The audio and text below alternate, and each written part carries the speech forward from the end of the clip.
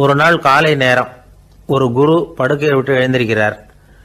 உடனே சீடர்களை பார்த்து எல்லாரும் இப்படி வாங்கங்கிறார். எல்லாரும் வர்றாங்க வேகமாக. என்னங்க வேணும் உங்களுக்கு அப்படிங்கிற மாதிரி எல்லாரும் குருவை பார்த்தாங்க பயபக்தியோட. குரு அந்த சீடர்களை பார்த்து, இதை பாருங்கள், இப்போ நான் ஒரு சிக்கலான விவகாரத்தில் மாட்டிக்கிட்டு இருக்கிறேன், அதை நீங்கள் தீர்த்து வச்சா நல்லதுன்னார். சீடர்களுக்கு ஒன்றும் புரியல. என்ன இது இவர் இப்படி சொல்கிறாரு? நமக்குள்ள எல்லா விவகாரங்களையும் தீர்த்து வைக்கிறவர் நம்ம குருநாதர், அவருடைய விவகாரத்தை நாம் தீர்த்து வைக்கிறதா? ஆச்சரியமாக இருக்குதே, குருநாதருக்கே சிக்கலா அப்படின்னு யோசனை பண்ண ஆரம்பித்தாங்க. இருந்தாலும் ரொம்ப பணிவாக கேட்டாங்க, சுவாமி உங்களுக்கே சிக்கலா? இந்த உலகத்து சிக்கல்களுக்கும் சிரமங்களுக்கும் அப்பாற்பட்டவர் அல்லவா தாங்கள், அப்படிப்பட்ட உங்களுக்கு சிக்கல்னா அது எப்படி அப்படின்னாங்க. எனக்கு ஏற்பட்டிருக்கிற சிக்கல் அவ்வளவு பெருசு, ரொம்ப பெரிய விவகாரம் அது அப்படின்னார் குரு. கொஞ்சம் விவரமாக சொல்லுங்க அப்படின்னாங்க இவங்க. இப்போ அந்த குரு விவரத்தை சொன்னார். அதாவது நேற்று ராத்திரி நான் ஒரு கனவு கண்டேன். அந்த கனவில் நான் ஒரு பட்டாம்பூச்சியாக மாறிட்டேன். அப்படி மாறி ஒவ்வொரு மலராக பறந்து போய் உட்காந்து தேன் சாப்பிட்டேன் அப்படின்னார். சீடர்கள் இதை கேட்டதும் ரொம்ப திகைச்சு போயிட்டாங்க. என்ன இது, இது ஒரு பெரிய பிரச்சனையா? ஒரு சாதாரண கனவு கண்டதுக்காகவா இந்த காலை வேளையில் நம்மளையெல்லாம் குருநாதர் இவ்வளவு அவசரமாக கூப்பிட்டுருக்கார் அப்படின்னு நினச்சாங்க. இருந்தாலும் கேட்டாங்க, இதில் என்ன சிக்கல் சுவாமி? கனவுங்கிறது எல்லாருக்கும் வரத்தானே செய்யும் அப்படின்னார் ஒரு சீடர். சீடர்களே, பிரச்சனை அது இல்லை. நான் இன்னைக்கு காலையில் கண்ணு முழிச்சு பார்த்தப்போ நான் நானாக மறுபடியும் மாறிட்டேங்கிறத தெரிஞ்சுக்கிட்டேன். இதில் சிக்கல் என்னன்னா, இப்போ அந்த பட்டாம்பூச்சி தான் நானாக ஆயிட்டதாக கனவு கண்டுகிட்டு இருக்கா அப்படிங்கிறது தான். ஒரு மனுஷன் பட்டாம்பூச்சி ஆகிறதாக கனவு காண முடியுங்கிறப்போ அந்த பட்டாம்பூச்சியும் மனுஷனாக ஆகிறதாக கனவு காண முடியும் இல்லையா? இப்போ எனக்கு யதார்த்த நிலை தெரியணும், எது நிஜம்னு தெரியணும். நேற்று ராத்திரி நான் கண்டது கனவா, அல்லது இது பட்டாம்பூச்சி கண்டுகிட்டு இருக்கிற கனவா? இதுதான் குரு கேட்ட கேள்வி. இதை கேட்டதும் சீடர்கள் ரொம்ப குழம்பி போயிட்டாங்க. சுவாமி, இது வரைக்கும் நாங்கள் தூங்குறப்ப பார்க்கறது கனவுன்னும் மூழ்கிட்டு இருக்கிறப்ப பார்க்கறது நனவுன்னு நம்பிக்கிட்டு இருக்கிறோம். இப்போ எங்களை ரொம்ப குழப்பிட்டீங்க, இதுக்கு பதில் சொல்ல எங்களுக்கு சக்தி இல்லை அப்படின்னு சொல்லிவிட்டாங்களாம். அதுக்கப்புறம் அந்த குரு சொன்னாராம், நினைவு தான் முக்கியமான அம்சம். முடிவு கட்டம்னா பகலின் நினைவுகளை விட இரவின் கனவுகளே ரொம்ப உண்மை. ஒருத்தன் தூங்க போனால் தூங்கிக்கிட்டே இருந்தால் அவன் காணும் கனவு பொய்ங்கிறத அவன் உணர மாட்டான். ஒவ்வொரு கனவும் காணும் பொழுது அது ரொம்ப உண்மையாக தான் தெரியுது.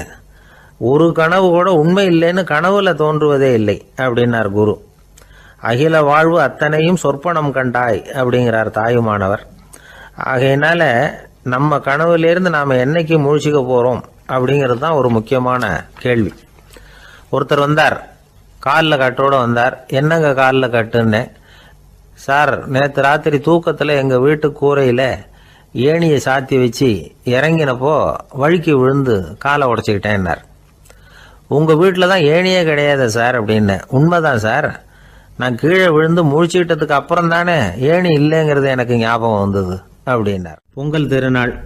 பொங்கல் திருநாள்னா இது ஏதோ அறுவடை திருநாள் அப்படின்னு சொல்லுவோம்.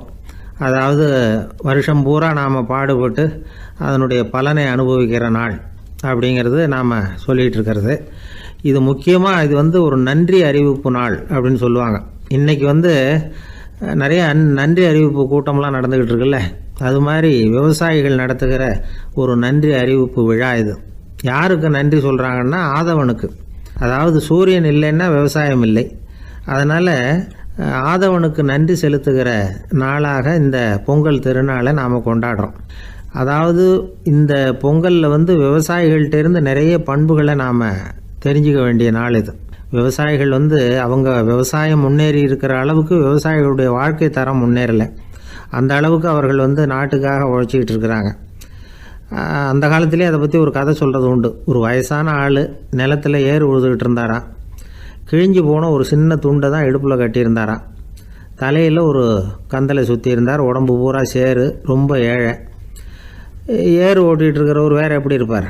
இருந்தாலும் அந்த ஆள் ரொம்ப ஜாலியாக பாட்டு பாடிக்கிட்டே ஏறு உழுதுகிட்டு இருந்தாராம். உடம்புல தான் அவர் ஏழையை தவிர மனசில் ஒரு ஏழையாக தெரியல. அந்த சமயத்தில் அந்த நாட்டு ராஜா அந்த பக்கமாக குதிரை மேலே வந்தாராம். வேட்டைக்கு போயிட்டு பரிவாரங்களோடு திரும்பி வந்துக்கிட்டு இருக்கிறார். ரொம்ப செல்வ செழிப்பில் இருக்கிற ராஜா அவர் இந்த வயசான விவசாயியை பார்த்துருக்கார். இந்த ஆள் ரொம்பவும் ஏழைங்கிறது அவரை பார்த்தாவே பளிச்சுன்னு தெரியுது. கட்டிக்கிறதுக்கு நல்ல துணி இல்லை, உடம்போ இழைச்சி போயிருக்குது, வயிறு முதுகில் போய் ஒட்டிக்கிட்டு இருக்கு, கண்ணு குழி விழுந்து போயிருக்குது. ஆனாலும் முகத்தை பார்த்தா சந்தோஷமாக இருக்கிற மாதிரி இருக்குது. இவ்வளோ உற்சாகமாக பாடிக்கிட்டு இருக்கிறாரே அப்படின்னு ஆச்சரியமாக நினச்சி பார்த்தார் அந்த ராஜா. சரி, அவர்கிட்ட கொஞ்சம் பேச்சு கொடுத்து பார்க்கலாம் அப்படின்னு முடிவு பண்ணார். ஐயா பெரியவரே, இப்படி கொஞ்சம் வர முடியுமான்னாராம். பொழுது போகிறதுக்குள்ளே நான் இந்த வயல் பூரா உழவு ஓட்டி ஆகணும், அதனால் பேசுகிறதுக்கு நேரம் இல்லை அப்படின்னாராம் அந்த பெரியவர். என்ன அவ்வளவு அவசரமாக? மீதி இருந்தால் நாளைக்கு உழுதக்கூடாதா? அது சரி, உனக்கு எத்தனை ஏக்கர் நிலம் இருக்குது அப்படின்னு விசாரிச்சிருக்கார் ராஜா. எனக்குன்னு சொந்தமாக உள்ளங்கை அளவு கூட நிலம் கிடையாது. இது எங்கள் முதலாளியோட நிலம். இதை பூராவும் உழுது முடித்தாதான் அவர் கூலி கொடுப்பார். நான் கூலிக்கு உழுதுகிட்டு இருக்கிறேன். உங்ககிட்ட பேசிக்கிட்டு இருந்தால் அவருக்கு துரோகம் பண்ணது மாதிரி ஆகிடும் அப்படின்னாராம். ராஜா குதிரையை விட்டு கீழே இறங்கினார். வரப்பில் நடந்து அந்த பெரியவர்கிட்டே போனாராம். சரி, ஒரு நாள் பூரா உழுதா உனக்கு எவ்வளவு கூலின்னு கேட்டிருக்கார். 8 அணா கூலி கிடைக்கும்னாராம் அவர். இது ரொம்ப காலத்துக்கு முன்னாடி நடந்த ஒரு சம்பவங்கிறதுனால அப்போ 8 அணா கூலிங்கிறது ரொம்ப பெருசு. இருந்தாலும் அதுவும் அந்த ராஜாவுக்கு பெரிய கூலியாக தெரியல. இவ்வளவு தானா, இதை வச்சுக்கிட்டு நீ எப்படி காலம் தள்ளுற அப்படின்னாராம். ஒன்றும் கவலை இல்லை அப்படின்னாராம் அவர். ராஜாவுக்கு ரொம்ப ஆச்சரியமாக போச்சு. 8 அணா கூலி வாங்குகிற இந்த ஆள் கவலை இல்லாமல் இருக்கிறார், ஏராளமான வசதியோடு இருக்கிறன்னா கவலை இல்லாமல் வாழ முடியலையே அப்படின்னு நினச்சி பார்த்துருக்கார். அது சரி, 8 அணாவில் எப்படி குடும்பம் நடத்துகிற அப்படின்னு கேட்டாராம். எனக்கு கிடைக்கிற 8 அணாவில் 2 அணா குடும்பத்துக்கு செலவழிக்கிறேன், 2 அணா பழைய கடனுக்கு கொடுக்குறேன், 2 அணா தர்மம் செய்கிறேன், 2 அணா வட்டிக்கு கொடுக்குறேன், ஒரு குறையும் இல்லைன்னாராம். ராஜாவுக்கு ஒன்றும் புரியல. எனக்கு ஒன்றும் புரியலேன்னு இருக்கார். ஐயா, எனக்கும் என் மனைவிக்கும் 2 அணா செலவாகுது. வயசான அம்மா அப்பா இருக்கிறாங்க, சின்ன வயசில் என்னை காப்பாற்றினவங்க அவங்க. அந்த கடனுக்கு 2 அணா செலவாகுது, அது பழைய கடன். என் தங்கச்சி ஒருத்தி ஆதரவு இல்லாத நிலைமையில் தன்னுடைய மகனோட என் வீட்டில் இருக்கிறா. அவளுக்கும் அவள் மகனுக்கும் 2 அணா செலவு பண்ணுறேன், அது தர்மம். எனக்கு 2 பிள்ளைங்க இருக்கிறாங்க, அவங்களுக்கு 2 அணா செலவு பண்ணுறேன், அது வட்டிக்கு கொடுக்கறது மாதிரி. பிற்காலத்தில் அவங்க எங்களை காப்பாற்றுவாங்க. அந்த வகையில் நான் திருப்தியோடு வாழ்ந்துக்கிட்டு இருக்கிறேன் அப்படின்னாராம். ராஜாவுக்கு அர்த்தம் புரிய ஆரம்பிச்சுதான். அந்த பெரிய நிலத்தை விலை கொடுத்து வாங்கி அந்த பெரியவருக்கே தானமாக கொடுத்துட்டாராம். இப்போ உழுதவருக்கே நிலம் சொந்தமாகிட்டுது. அன்னையிலேருந்து அரசனுக்கும் ஆறுதல் கிடைச்சிதான். இப்படி ஒரு கதை சொல்லுவாங்க. 8 அணா வருமானத்தை வச்சுக்கிட்டு எப்படி காலத்தை தள்ளுறதுன்னு சொல்கிறதுக்காக இந்த கதையை சொல்கிறதாக யாரும் தப்பாக நினச்சிக்கக்கூடாது. கிடைக்கிறத எப்படி பங்கு போடுறார், எப்படி திருப்தியாக வாழறார் அப்படிங்கிறது தான் முக்கியம். அது மாதிரி இன்றைக்கு இந்த பொங்கல் திருநாளில் உழவர்கள் மனசு மகிழ்ச்சியாக இருந்ததுன்னா அது எல்லாரும் மகிழ்ச்சியாக இருக்கிறது மாதிரி அர்த்தம். அதனால் அவர்கள்ட்டேருந்து நாம் பாடம் கற்றுக்கணும். சில உழவர்கள் தங்கள் நிலத்தில் விளையிறத தாங்கள் சாப்பிட மாட்டாங்க, அடுத்தவங்கள்ட்ட விற்றுட்டு சந்தையில் போய் வேறு அரிசி வாங்கிட்டு தான் இவங்க சாப்பிடுவாங்க. அப்படிப்பட்ட விவசாயிகள்லாம் இது உண்டு. பங்கிடுகிற பண்பை உழவர்கள்ட்டேருந்து கற்றுக்கொள்ளுங்கள் அப்படிம்பாங்க. ஒரு ஆள் நிம்மதியாக மகிழ்ச்சியாக இருந்தானா, உங்கள் நிம்மதிக்கும் மகிழ்ச்சிக்கும் என்ன காரணம்னு கேட்டிருக்கார் இன்னொருத்தர். என்கிட்ட இருந்தது பூராவையும் என் பிள்ளைங்களுக்கு சமமாக பங்கு போட்டு கொடுத்துட்டேன், எனக்குன்னு எதுவுமே வச்சுக்கல, அதுதான் நிம்மதிக்கு காரணம்ன்றிருக்கான். உங்ககிட்ட இருந்தது எவ்வளவு இருந்தது அப்படின்னு கேட்டிருக்காரு அவர். மொத்தமாக ஒரு 50,000 ரூபா இருக்கும் அப்படின்னு இருக்கான். அவ்வளவும் பணமாகவே இருந்ததா அப்படின்னு கேட்டிருக்காங்க அவங்க. இல்லைங்க, அவ்வளவும் கடன், அதை தான் பிரித்து கொடுத்துருக்கேன் பிள்ளைங்க கிட்ட அப்படின்னு நானும். அவன் ஒரு மனிதர், அவர் யாருக்கிட்டே தொலைபேசியில் பேசிகிட்டு இருக்கிறார். கொஞ்சம் தூரத்தில் நாம் நிற்கிறோம். எட்டத்தில் இருந்துக்கிட்டு அவரை கவனிக்கிறோம். அவர் ஃபோனில் பேசுகிறத, அவர் பேசுகிற வார்த்தைகள் என்ன அப்படிங்கிறது நம்ம காதில் விழலை. ஆனாலும் அவர் பேசிக்கிட்டு இருக்கிறது நல்ல செய்தியா கெட்ட செய்தியா அப்படிங்கிறத நம்மளால் யூகிக்க முடியும். மகிழ்ச்சியான செய்தியை பேசும்போது முகம் மலருது, புன்னகை பூக்குது. இதில் ஒன்று நீங்கள் கவனிக்கணும். தொலைபேசியில் நாம் பேசுகிறப்போ நம்மோட பேசுகிறவர் எதிரில் இல்லை. அவர் தொலைபேசி வழியாக நம்ம குரலை மட்டும்தான் கேட்க போகிறார், நம்ம முகத்தை அவர் பார்க்க போகிறதில்ல. அப்படி இருந்தும் அப்போ நம்ம முகம் ஏன் மலரணும் அப்படின்னா இதுதான் உடல் மொழி, பாடி லாங்குவேஜ் அப்படின்னு சொல்கிறாங்க. நம்ம அறியாமலேயே நம்ம உடம்பு செய்திகளை தெரிவிக்குது பாருங்க, அதுதான் உடல் மொழி. ஒரு மனிதர் தொலைபேசியில் பேசிக்கிட்டு இருக்கிறத நீங்கள் தூரத்துல இருந்து கவனிச்சுக்கிட்டே அவர் நண்பரோட பேசுகிறாரா, மனைவியோட பேசுகிறாரா, குழந்தையோட பேசுகிறாரா, இல்லை மேல் அதிகாரிகிட்ட பேசுகிறாரா, அல்லது அவருக்கு கீழே பணிபுரிகிறவர்கள்கிட்ட பேசுகிறாரா அப்படிங்கிறத கண்டுபிடிக்கலாம். அதுக்கு காரணம் அவருடைய உடல் மொழி. இந்த உடல் மொழி கூட நம்ம வாழ்க்கையின் முன்னேற்றத்துக்கு பயன்படும். இதை பற்றியெல்லாம் கூட சில நிபுணர்கள் ஆராய்ச்சி பண்ணி பார்த்துருக்குறாங்க. அவங்க சில விவரங்களை சொல்கிறாங்க. குறிப்பாக ஒருத்தர் தன்னுடைய நாற்காலியில் கிட்டத்தட்ட படுத்துக்காத குறையாக உட்காந்துருக்கிறாருன்னு வச்சுக்கோங்க. எதிர இருக்கிறவர் பேசுறது அவருக்கு பிடிக்கலன்னு அர்த்தமா. தலையை சொரிஞ்சிக்கிறது, வேற வேற திசைகளில் பார்க்கறது, கொட்டாவி விடுறது, கால்களை மாற்றி போட்டு உட்கார்றது, களைப்பா கை விரல்களை அப்படியே பின்னிக்கிறது, அடிக்கடி கடிகாரத்தை பார்க்கறது, இப்படிலாம் ஒருத்தர் பண்ணிக்கிட்டு இருக்கிறாருன்னா நாம் கூடிய சீக்கிரம் அந்த இடத்த விட்டு எழுந்திரிச்சு வந்துடுறது நல்லது.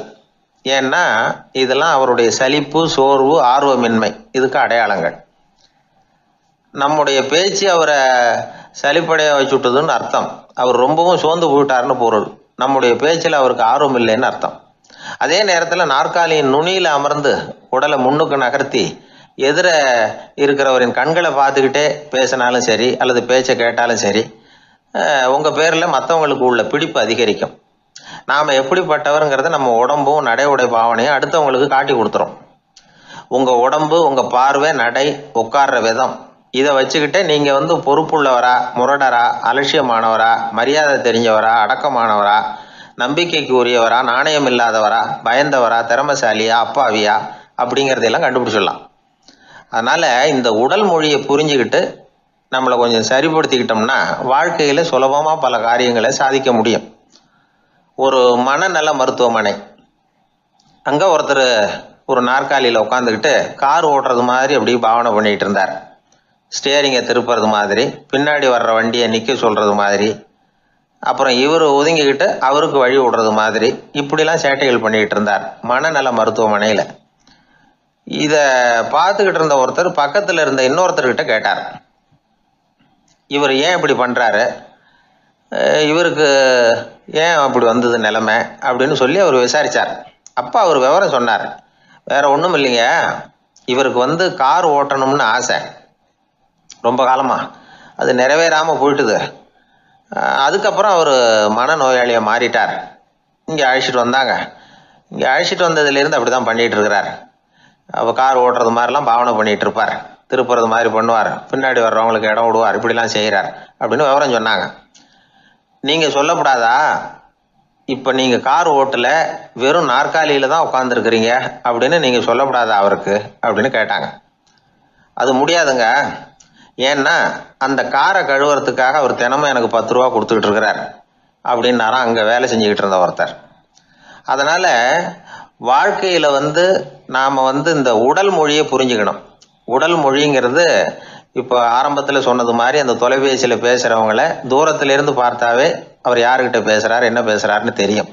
நம்ம முகத்தை நல்லா வச்சுக்கணும். உடல் மொழியை நம்ம புரிஞ்சுக்கிட்டு பயன்படுத்த ஆரம்பித்தோம்னா எந்த முயற்சி பண்ணினாலும் அதில் வெற்றி நிச்சயம். ஒரு குழந்தை அம்மா கிட்ட போச்சு, அம்மா என்னை தூக்கிக்க.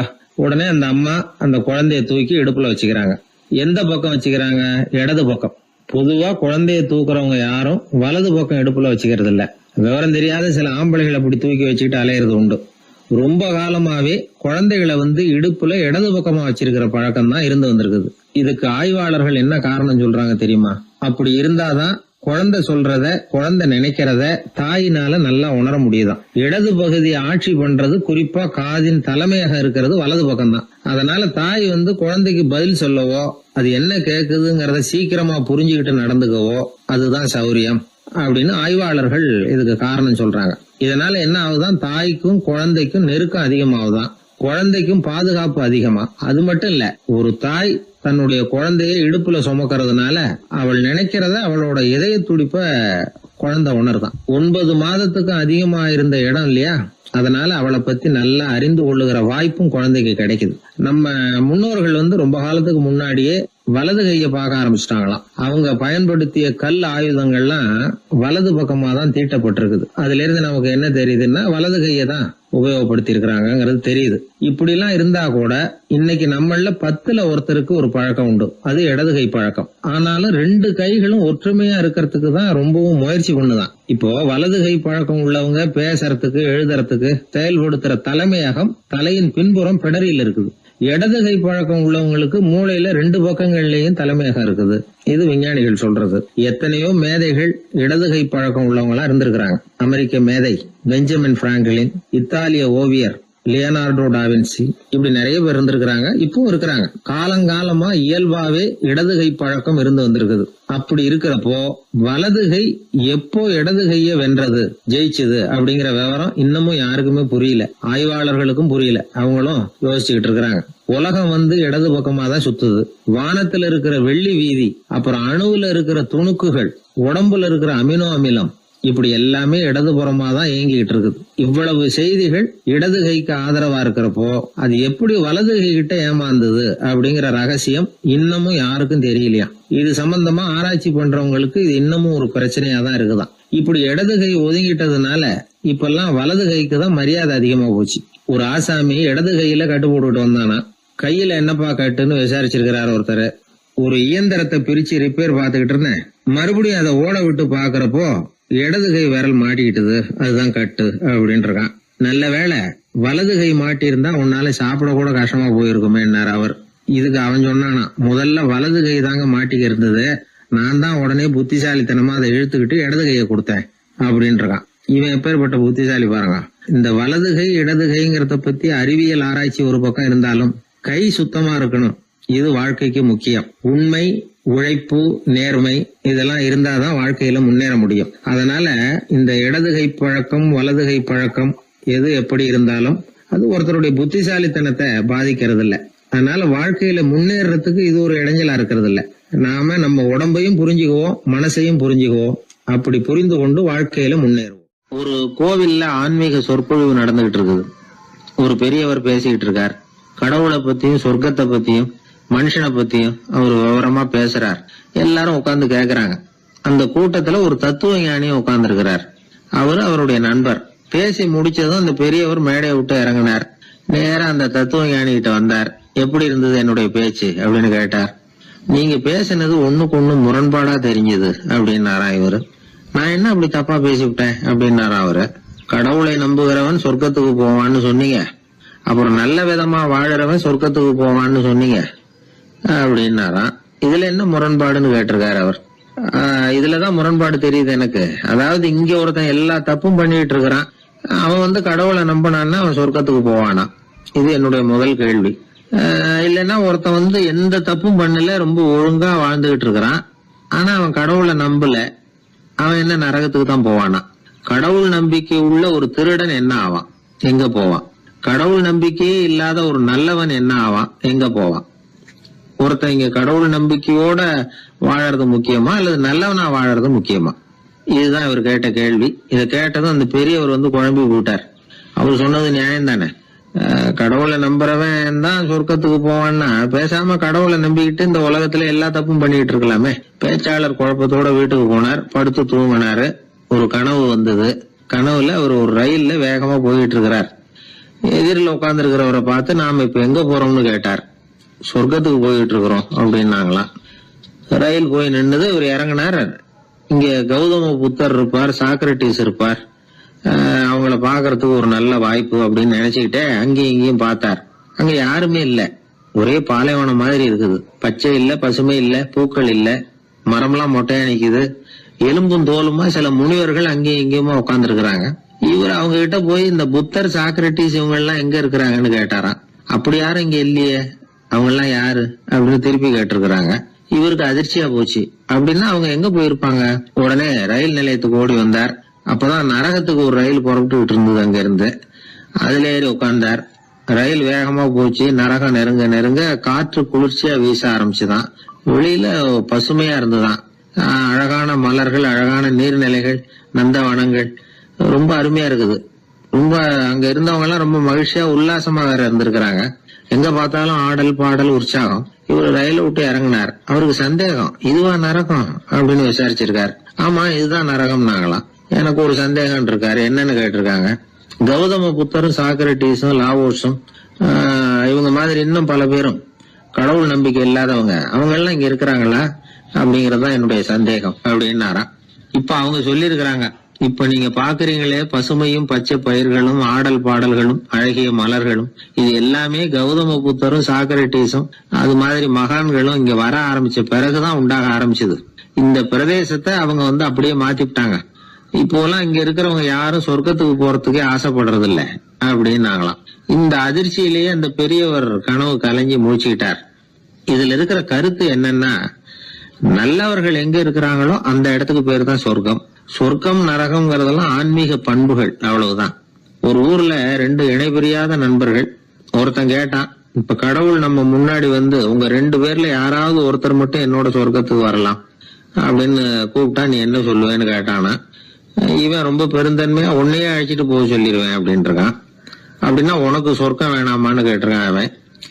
நீ என்னை விட்டுட்டு போனாவே அப்புறம் இந்த பூலோகமே எனக்கு சொர்க்கம் தாண்டா அப்படின்னு நானா இவன். அவர் ஒரு பெரிய குடும்பத்துல பிறந்தவர்.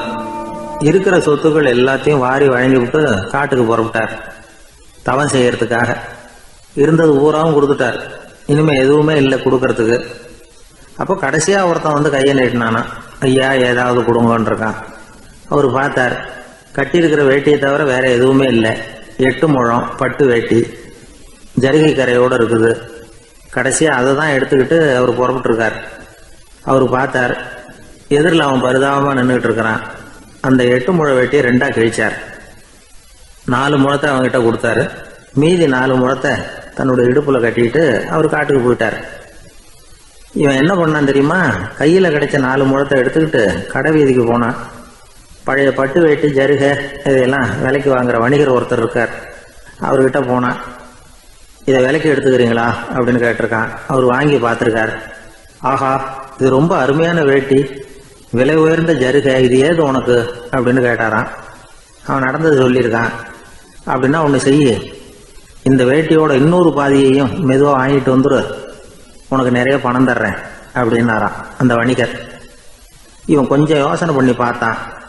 கொஞ்சம் இருங்கத்தை வந்துடுறேன் அப்படின்னு சொல்லிவிட்டு நேராக காட்டுக்கு போனான். அவர் எங்கே இருக்காருன்னு தேடி கண்டுபிடிச்சான். அவர் ஒரு இடத்துல தவக்கோலத்தில் இருக்கிறார்.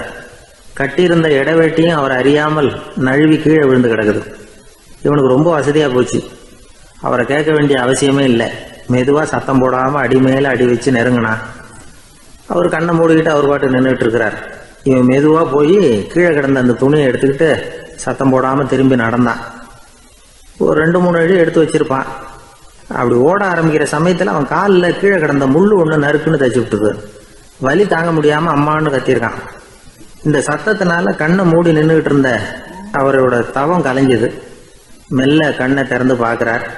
தன் இடையில இருந்த வேட்டி அவன் கையில் இருக்கு. இப்போ அவர் நினைக்கிறார், என்ன நினைக்கிறாருன்னா, இந்த வேட்டி மீது நான் வைத்த ஆசையல்லவா அவனை திருடனாக ஆக்கி விட்டது அப்படின்னு நினைச்சாராம். இந்த வேட்டி மேல நாம வச்ச ஆசை அவனை திருடும்படி ஆக்கி விட்டதே அப்படின்னு நினைச்சாராம். இது எப்பேற்பட்ட மனநிலை அப்படிங்கிறத கொஞ்சம் யோசனை பண்ணி பாருங்க. தான் ஒரு பொருள் மேல வச்ச பற்று இன்னொரு மனிதன் திருடனாக ஆகிறதுக்கு காரணம் ஆயிட்டுதேன்னு நினைக்கிறார். அப்படி நினைச்ச அந்த பெரியவர் யார் தெரியுமா? அவர் தான் மகாவீரர். இழந்துட்டேங்கிறிய, நீ என்னத்தை கொண்டுகிட்டு வந்த எங்க இழந்துடுறதுக்கு? நீ என்னத்தை உண்டாக்குன இது அழிஞ்சுட்டுதுன்னு சொல்றதுக்கு? இதுதான் அவருடைய சிந்தனை. இன்றைக்கு நம்ம சிந்தனையெல்லாம் வேற மாதிரி இருக்குது. ஒருத்தன் நடுத்தருவில் உட்காந்து அழுதுகிட்டு இருந்தான். அந்த வழியா ஒருத்தர் ஏன்பா அழறேன்னு கேட்டாராம். 5 ரூபா சார், இந்த இடத்துல விழுந்துட்டுது, ரொம்ப நேரமா தேடுறேன், கிடைக்காது போல இருக்கு அப்படின்னு சொல்லிவிட்டு அழறான். எப்போ தொலைஞ்சதுன்னு கேட்டாராம் அவரு. அது எனக்கு தெரியாது சார், பணத்தை தொலைச்சவன் தேடி பார்த்துட்டு போயிட்டான், நான் அவனுக்கு பின்னாடி தேட வந்தவன் அப்படின்னு நானா. இவன் அள்ள அள்ள குறையாதது அட்சய பாத்திரம், அது நமக்கு தெரியும், கேள்விப்பட்டிருக்கிறோம். ஆனா போட போட நிரம்பாத ஒரு பாத்திரம் உண்டு. அது என்ன தெரியுமா? நம்மள பல பேர்கிட்ட அந்த பாத்திரம் உண்டு. அதுதான் பேராசை அப்படிங்கிற பாத்திரம். அதை நிறைவு செய்யவே முடியாது. பேராசையை பற்றி சுஃபி இலக்கியத்துல ஒரு பிரபலமான கதை உண்டாம். அதை ஒரு பெரியவர் எடுத்து சொல்லியிருக்கிறார். ஒரு மன்னர் நகர்வலம் போயிட்டு இருக்கார். ஒரு பிச்சைக்காரன் மன்னர் எதிரில் வரான். பிச்சை போடுங்கிறான். என்னுடைய அமைதியை கெடுக்காதே போங்கிறார் மன்னர். அவன் சிரிக்கிறான். அரசே, உங்களுடைய அமைதி கெடக்கூடிய நிலையில் இருந்தா அதுக்கு பேர் அமைதியே கிடையாது அப்படின்னு நானா. எதிரில் நிக்கிறது வெறும் பிச்சைக்காரன் இல்லை, யோகி அப்படிங்கிறத மன்னர் புரிஞ்சுக்கிட்டார். துறவியே, உங்களுக்கு என்ன வேணும்னாலும் கேளுங்க, கொடுக்குறேன்னாராம். அந்த துறவி மறுபடியும் சிரிக்கிறார். அரசே, உங்களால் முடியாததையெல்லாம் கொடுக்க முடியும்னு சத்தியம் செய்யாதீங்க அப்படின்னார். மன்னருக்கு கோபம் வந்துட்டுது. என்ன இவர் இப்படி சொல்றாரு அப்படின்னு நினைச்சார். நகர்வலத்தை பாதியிலேயே நிறுத்தினார். வாங்க அரண்மனைக்குன்னார். துறவியை அழைச்சிக்கிட்டு அரண்மனைக்கு வந்துட்டார். துறவி தன்கிட்ட இருந்த பிச்சை பாத்திரத்தை நீட்டினார். இது நிறைய எனக்கு பொற்காசுகள் வேணும் அப்படின்னாராம். அவ்வளவுதானா, இது ஒரு பெரிய காரியமா அப்படின்னு கையை தட்டினாராம் மன்னர். ஒரு பெரிய தாம்பாளம் நிறைய பொற்காசுகள் வந்து சேர்ந்தது. அதை அள்ளி போட்டார். போட போட அந்த பிச்சை பாத்திரம் நிரம்பவே இல்லை. பொற்காசுகள் போட போட அவ்வளவையும் உள்ள வாங்கிக்கிட்டே இருக்குது. அரசாங்க கஜானாவே காலி ஆயிட்டுது. மூட்டை மூட்டையா பொற்காசுகளை கொட்டி பார்த்துட்டாங்க. அது முழுங்கிக்கிட்டே இருக்குது. கடைசி வரைக்கும் அந்த பிச்சை பாத்திரம் வந்து நிரம்பவே இல்லை. அரசர்கிட்ட இருந்த கர்வம் போயிட்டுது. அப்படியே பொத்துன்னு துறவி காலில் விழுந்தார். அப்போ அந்த துறவி சொன்னாராம், மன்னா, இந்த பிச்சை பாத்திரத்தை உங்களால் மட்டும் இல்லை, வேற யாராலையும் நிரப்ப முடியாது. அதுக்கு என்ன காரணம்னா, இது வந்து சாதாரண பிச்சை பாத்திரம் இல்லை, பேராசைகளோட வாழ்ந்து செத்து போன ஒரு மனிதனின் மண்டை ஓடுது அப்படின்னாராம். பாருங்க, இதுதான் அந்த சுஃபி இலக்கிய கதை. செத்த பிறகும் நிறைவு இல்லைன்னா அது எப்பேற்பட்ட பேராசையா இருக்கும்னு யோசிச்சு பார்த்துங்க. நம்மளும் ஒருத்தர் கல்யாணம் பண்ணிக்க பொண்ணு பார்த்துக்கிட்டு இருந்தார். அழகு, அறிவு, படிப்பு எதுவும் தேவையில்லை, பணம் மட்டும் இருந்தா போதும் அப்படின்னு பார்க்குறவங்க கிட்ட எல்லாம் சொல்லி வச்சார். ரொம்ப நாளைக்கு அப்புறம் ஒரு பணக்காரர் கிடைச்சார். அவர் சொன்னார், இதை பாருங்க, எனக்கு 20 வயசுல ஒரு மகள், அவளை நீங்க கல்யாணம் பண்ணிக்கிட்டா 2 லட்சம் பணம் கொடுப்பேன். 25 வயசுல ஒரு பொண்ணு, அவளை கல்யாணம் பண்ணிக்கிட்டா 2.5 லட்சம் தருவேன். 30 வயசுல ஒரு பொண்ணு இருக்கா, அவளை கல்யாணம் பண்ணிக்கிட்டா 3 லட்சம் தருவேன். என்ன சொல்ற அப்படின்னாராம். இவன் கொஞ்ச நேரம் யோசிச்சு பார்த்துருக்கான். அதுக்கப்புறம் மெதுவாக அவரை நிமிந்து பார்த்து, ஏன் சார், உங்ககிட்ட 50 வயசுல ஏதாவது பொண்ணு இருக்கா அப்படின்னு கேட்டானா. ஒரு ஊர்ல ஒரு ஞானி இருக்கிறார். ரொம்ப பெரிய ஞானி. ரொம்ப வயசாயிட்டுது. கடைசி காலத்தில் அவர்கிட்ட சில பேர் வந்தாங்க. உங்க குரு யார் அப்படின்னு கேட்டாங்க. அவர் நிமிந்து பார்த்தார். எனக்கு ஆயிரக்கணக்கான குருமார்கள் உண்டு, அவங்க பேரெல்லாம் சொல்லணும்னா இந்த காலம் பத்தாது, ஆனால் முக்கியமான ஒரு 3 பேரை பற்றி மட்டும் உங்களுக்கு சொல்கிறேன் அப்படின்னாராம். அப்புறம் சொன்னார், அந்த 3 பேரில் ஒருத்தன் ஒரு திருடன். ஒரு சமயம் ஒரு பாலைவனம் வழியாக நான் போய்கிட்டு இருந்தேன். அப்போது வழி தவறி போய் ஒரு கிராமத்துக்கு போயிட்டேன். அது இருட்டு நேரம், நடு ராத்திரி, ஊரே உறங்கி போச்சு. அந்த நேரத்தில் ஒரு ஆள் மட்டும் ஒரு வீட்டு சுவத்தில் ஏதோ பண்ணி உள்ளே நுழையிறதுக்கு முயற்சி பண்ணிகிட்டு இருக்கிறான். அவங்கிட்ட போய் நான் இன்னைக்கு இங்கே எங்கே தங்க முடியும் அப்படின்னு கேட்டேன். அதுக்கு அவன், இந்த ராத்திரி வேளையில் அது ரொம்ப சிரமம், ஒரு திருடனோட உங்களால் தங்க முடியும்னா நீங்கள் என்னோட தங்கலாம் அப்படின்னா. நான் அவங்க கூட 1 மாதம் தங்கியிருந்தேன். ஒவ்வொரு நாள் ராத்திரியும், இப்போ நான் என்னுடைய வேலைக்கு போகிறேன், நீங்கள் ஓய்வு எடுத்துக்கோங்க அப்படின்னு சொல்லிவிட்டு போவான். அவன் திரும்பி வந்த உடனே உனக்கு ஏதாவது கிடைச்சிதான்னு நான் கேட்பேன். அதுக்கு அவன், இன்னைக்கு ராத்திரி ஒன்றும் இல்லை, நாளைக்கு மறுபடியும் முயற்சி பண்ணுவேன் அப்படின்பா. எப்பவும் அவன் நம்பிக்கை இழந்ததே கிடையாது. எப்பவும் சந்தோஷமாகவே இருப்பான். நானும் ரொம்ப காலமாக தியானம் பண்ணிக்கிட்டே இருந்தேன், ஒன்றுமே நடக்கலை. ஆனால் நான் என்ன பண்ணேன் தெரியுமா, மனசு வருத்தப்படும், நம்பிக்கை இழந்துருவேன். அப்போல்லாம் அந்த திருடனுடைய விடாமுயற்சி தான் ஞாபகத்துக்கு வரும். அதனால் அந்த திருடன் எனக்கு ஒரு குரு. என்னுடைய 2வது குரு யாருன்னா அது ஒரு நாய். இது எப்படின்னா, ஒரு சமயம் எனக்கு ரொம்ப தாகமாக இருந்தது. ஒரு நதியை நோக்கி போய்கிட்டு இருந்தேன். அப்போ ஒரு நாயும் வந்தது. அதுக்கும் தாகம். ஓடி வந்து ஆற்றை பார்த்தது. அதோட நிழல் வந்து ஆற்றுல தெரிஞ்சது.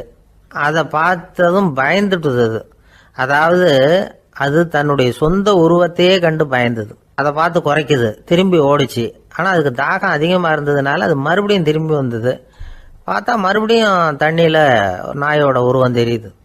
இப்படி சில தடவை பண்ணிச்சு. இருந்தாலும் கடைசியில் தண்ணியில் குதிச்சுட்டுது துணிஞ்சி. இப்படி குதித்த உடனே அதோட உருவமும் மறைஞ்சுட்டுது. இதை பார்த்தேன். நான் என்ன புரிஞ்சுக்கிட்டேன்னா, எவ்வளவுதான் பயம் இருந்தால் கூட ஒருத்தன் தைரியமாக காரியத்தில் இறங்கணும் அப்படிங்கிறத புரிஞ்சுக்கிட்டேன்.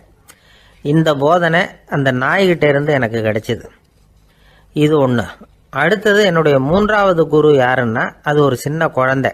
நான் ஒரு சமயம் ஒரு நகரத்துக்கு போனேன். அங்கே ஒரு குழந்தை எரிகிற மெழுகுவத்தி ஒன்று எடுத்துக்கிட்டு வந்தது.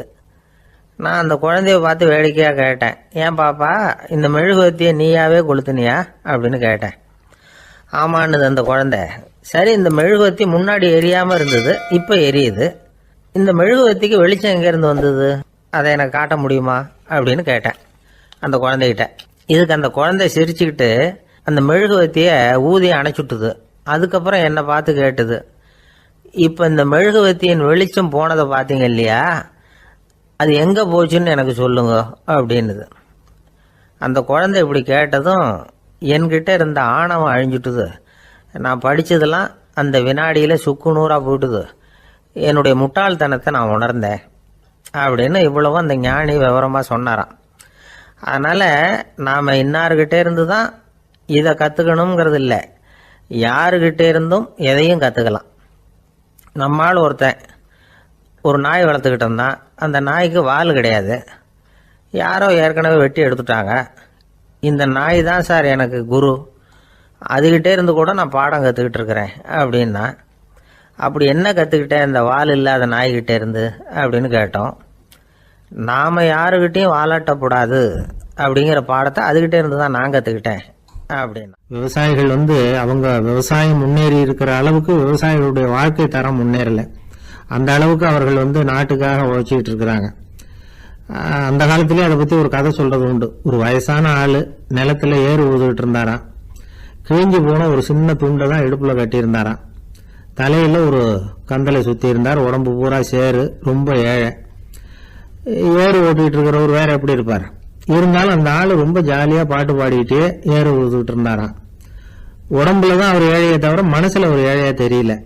அந்த சமயத்தில் அந்த நாட்டு ராஜா அந்த பக்கமாக குதிரை மேலே வந்தாராம். வேட்டைக்கு போயிட்டு பரிவாரங்களோடு திரும்பி வந்துகிட்டு இருக்கிறார். ரொம்ப செல்வ செழிப்புல இருக்கிற ராஜா அவர். அவரு இந்த வயசான விவசாயியை பார்த்துருக்கார். இந்த ஆள் ரொம்பவும் ஏழைங்கிறது அவர் பார்த்தாவே பளிச்சுன்னு தெரியுது. கட்டிக்கிறதுக்கு நல்ல துணி இல்லை, உடம்போ இழைச்சி போயிருக்குது, வயிறு முதுகுல போய் ஒட்டிக்கிட்டு இருக்கு, கண்ணு குழு விழுந்து போயிருக்குது. ஆனாலும் முகத்தை பார்த்தா சந்தோஷமா இருக்கிற மாதிரி இருக்கு. இவ்வளவு உற்சாகமா பாடிக்கிட்டு இருக்கிறாரு அப்படின்னு ஆச்சரியமா நினைச்சு பார்த்தார் அந்த ராஜா. சரி, அவர்கிட்ட கொஞ்சம் பேச்சு கொடுத்து பார்க்கலாம் அப்படின்னு முடிவு பண்ணார். ஐயா பெரியவரே, இப்படி கொஞ்சம் வர முடியுமான்னாராம். பொழுது போறதுக்குள்ள நான் இந்த வயல் பூரா உழவு ஓட்டி ஆகணும், அதனால பேசுறதுக்கு நேரம் இல்லை அப்படின்னாராம் அந்த பெரியவர். என்ன அவ்வளவு அவசரமா? மீதி இருந்தா நாளைக்கு உழுதக்கூடாதா? அது சரி, உனக்கு எத்தனை ஏக்கர் நிலம் இருக்கு அப்படின்னு விசாரிச்சிருக்கார் ராஜா. எனக்குன்னு சொந்தமா உள்ளங்கை அளவு கூட நிலம் கிடையாது. இது எங்க முதலாளியோட நிலம். இதை பூராவும் உழுது முடிச்சாதான் அவர் கூலி கொடுப்பார். நான் கூலிக்கு ஊதுகிட்டு இருக்கிறேன். உங்ககிட்ட பேசிக்கிட்டு இருந்தா அவருக்கு துரோகம் பண்ணது மாதிரி ஆயிடும் அப்படின்னாராம். ராஜா குதிரையை விட்டு கீழே இறங்கினார். வரப்புல நடந்து அந்த பெரியவர்கிட்டயே போனாராம். சரி, ஒரு நாள் பூரா உழுதான் உனக்கு எவ்வளவு கூலின்னு கேட்டிருக்கார். 8 அணா கூலி கிடைக்கும்னாராம் அவர். இது ரொம்ப காலத்துக்கு முன்னாடி நடந்த ஒரு சம்பவங்கிறதுனால அப்ப 8 அணா கூலிங்கிறது ரொம்ப பெருசு.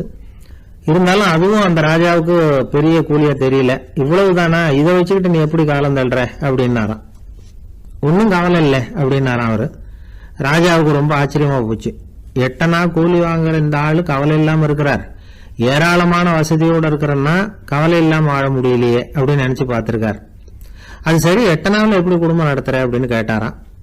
எனக்கு கிடைக்கிற 8 அணாவில் 2 அணா குடும்பத்துக்கு செலவழிக்கிறேன், 2 அணா பழைய கடனுக்கு கொடுக்குறேன், 2 அணா தர்மம் செய்யறேன், 2 அணா வட்டிக்கு கொடுக்குறேன், ஒரு குறையும் இல்லைன்னாராம். ராஜாவுக்கு ஒன்றும் புரியல. எனக்கு ஒன்றும் புரியலேன்னு இருக்காரு. ஐயா, எனக்கும் என் மனைவிக்கும் 2 அணா செலவாகுது. வயசான அம்மா அப்பா இருக்கிறாங்க, சின்ன வயசுல என்னை காப்பாத்தினவங்க அவங்க. அந்த கடனுக்கு 2 அணா செலவாகுது, அது பழைய கடன். என் தங்கச்சி ஒருத்தி ஆதரவு இல்லாத நிலைமையில தன்னுடைய மகனோட என் வீட்டுல இருக்கிறா. அவளுக்கும் அவள் மகனுக்கும் 2 அணா செலவு பண்றேன், அது தர்மம். எனக்கு 2 பிள்ளைங்க இருக்கிறாங்க, அவங்களுக்கு 2 அணா செலவு பண்றேன், அது வட்டிக்கு கொடுக்கறது மாதிரி. பிற்காலத்துல அவங்க எங்களை காப்பாத்துவாங்க. அந்த வகையில நான் திருப்தியோட வாழ்ந்துகிட்டு இருக்கிறேன் அப்படின்னாராம்.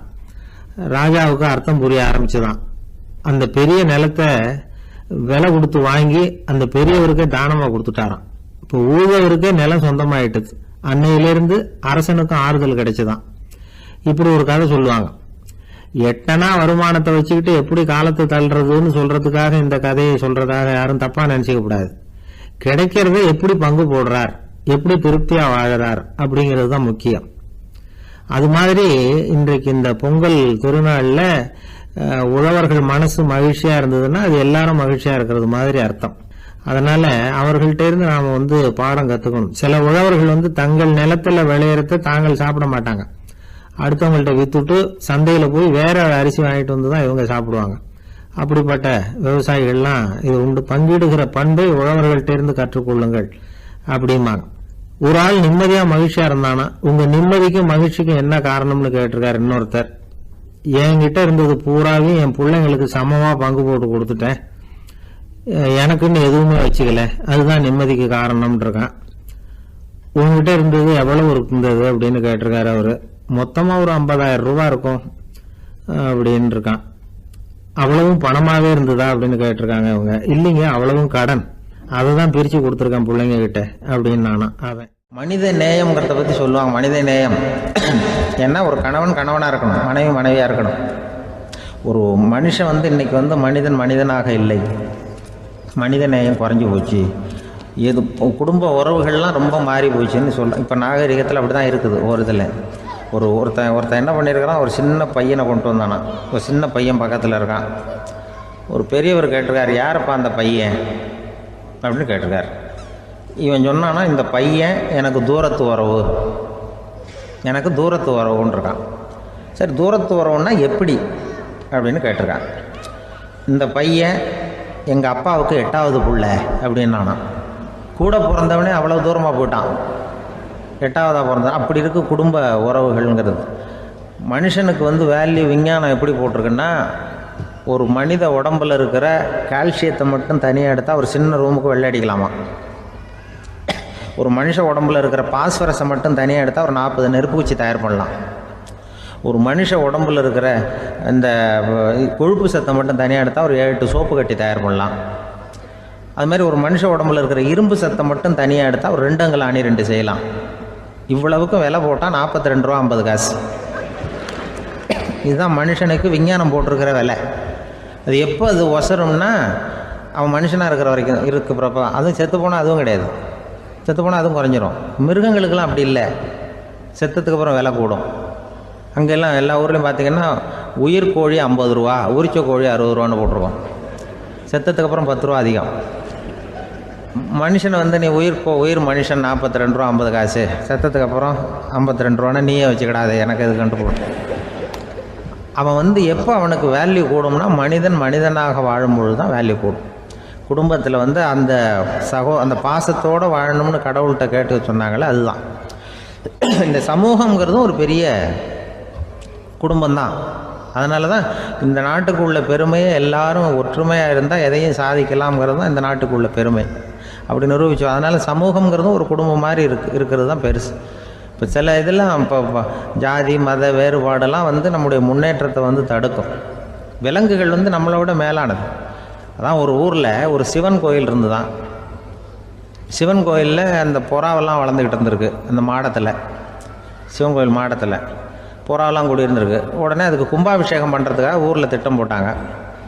சிவன் கோயிலுக்கு வெள்ளடிக்க ஆரம்பித்தாங்க. வர்ணம் பூச ஆரம்பித்ததும் அதுக்கு சாரம் கட்டுவாங்கள்ல, அந்த குச்சியெல்லாம் வச்சு சாரம் கட்டுவாங்க. உடனே இந்த புறாவெல்லாம் என்ன பண்ணிச்சான், இனிமேல் நம்ம இங்கே வெள்ளை அடிக்கிறாங்க, கும்பாபிஷேகம் வருது, நம்ம இங்கே குடியிருக்க முடியாது, எதிர்த்தாப்புல எங்கே போகலான்னு பார்த்துருக்கு. இந்த உயரம் கோபுரத்தில் இருந்த புறாவெல்லாம் எதிர்த்தாப்புல ஒரு மாதா கோயில் இருந்திருக்கு, சர்ச்சு. அங்கே சில மாடங்களில் புறாவெல்லாம் இருக்குது, சில மாடம் இருக்குது. உடனே நம்மளாம் அங்கே போய்டும் கொஞ்சம் காலத்துக்குன்னு எல்லாம் புறப்பட்டு இந்த மாதா கோயிலுக்கு போயிடுது. அங்கே போனால் அங்கே இருக்கிற புறாவோடு சேர்ந்து இதுவும் குடியிருந்துகிட்ருக்கு. கொஞ்ச நாள் என்னாச்சு, அங்கே கிறிஸ்மஸ் வந்துட்டுது. கிறிஸ்மஸ் வந்ததும் சரி இங்கேயும் வெள்ளடிக்க ஆரம்பிக்கிறாங்க. நம்ம மறுபடியும் எங்கடா போகிறதுன்னு பார்த்தா அங்கே இருக்கிற புறாவோட சேர்ந்து இதுவும் சேர்ந்து நேராக ஒரு பள்ளிவாசல் இருந்தது. எதுக்கு அங்கே இருக்கிற மாடத்தில் போய் அங்கே குடியேறிட்டுது எல்லாம். அங்கே போனால் அங்கே ரமலான் மாதம் ரம்ஜானுக்காக அதையும் புதுப்பிக்க ஆரம்பித்தாங்க. இது என்ன பண்ணுறதுன்னு சொல்லி இந்த 3 செட்டு புறாவும் சேர்ந்து என்ன பண்ணிச்சு, எங்கே போகலான்னு பார்த்தா மறுபடியும் அதுக்குள்ளே இந்த சிவன் கோயிலில் கும்பாபிஷேகம் முடிஞ்சு போச்சான். முடிஞ்சிருக்கு, அங்கே போடுவோம் எல்லாருன்னு சொல்லி எல்லா புறாவும் அந்த சிவன் கோயிலுக்கு வந்துடுது. அங்கே போய் மாடத்தில் குடியிருந்துட்டுது. அப்போ திடீர்னு ஒரு நாள் பார்த்தா ஒரே கலவரம் பூமியில் எல்லாம் ஒருத்தன் அருவாளை தூக்கிட்டு நிற்கிறான், குச்சி எடுத்து ஒருத்தனை சுட்டுக்கிறான், ஒரே கலவரம், சத்தம், ஒரே மத கலவரம் வந்துட்டுது ஊரில். அப்போது புறாவெல்லாம் மாடத்தில் இருந்துக்கிட்டு ஒரு குஞ்சு புறா அவங்க அம்மாட்ட கேட்டு தான், இது என்ன, இந்த மனுஷனுக்கு என்னாச்சு, அவன் கத்தியை தூக்கிட்டு நிற்கிறானே அப்படின்னு கேட்டு தான். ஒரு குஞ்சு புறா அவங்க அம்மாட்ட கேட்டு தான், அம்மா புறா. இப்போ அம்மா அந்த புறா சொல்லித்தான், மனுஷனுக்கு இப்போ மதம் பிடிச்சிருக்கு, அதான் கத்தியை தூக்கிட்டு நிற்கிறான் அப்படின்ருக்கு. இப்போ நமக்கெல்லாம் பிடிக்கலையே அப்படின்னு தான்.